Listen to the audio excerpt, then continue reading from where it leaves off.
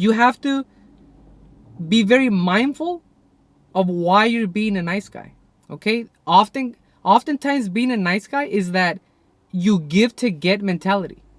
Okay? It's like an ultimatum. Like I give and I give, so I expect something in return. Right? Especially when it comes to women, a lot of these nice guys expect something in return.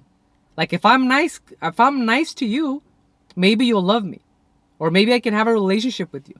So it doesn't come from a place of authenticity where you're genuinely being nice to the person. You're doing it with a form of schemery. Like this is going to pay off later, right? It's insecurity, right? So have you ever seen a nice guy get frustrated because he's being nice to the girl and she doesn't reciprocate? Okay? It's coming from a place of insecurity.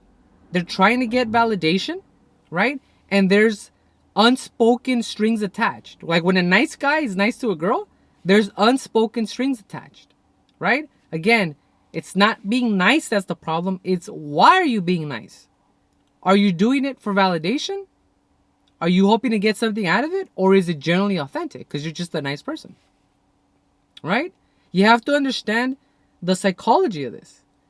Um, Oftentimes, when when you look at a nice guy, there's a danger because what they're really doing is that they're being very secretive of what it is that they're doing. And I've seen this play out time and time again. Nice guys being nice to people or women, expecting something in return, but they're manipulating or scheming or they're hiding their true humanity because they're afraid to show their imperfections, right? They're afraid to show their flaws. They think if I show the world, people, my flaws, they're not gonna love me. There's no way. So I have to bury the truth. I have to cover it all up, right? It's schemery, it's manipulation, it's sabotage, right? I'm gonna do something and hopefully I get back. There's a lot of layers to it, right? It's the farthest thing from being authentic. And that's what people notice, that you're not being authentic. Especially women, you'll be socially radioactive. As soon as you stop being authentic and there's, some sort of uh, sabotage, foul play, schemery going on, kind of hidden agenda, they can see that. They can see that, right? You have to teach kids early on to value themselves and not be codependent on other people for their self-worth. You see what I'm saying? It's like I said, it's a combination of a fear of abandonment as a child, which is healthy. Everybody has a fear of abandonment.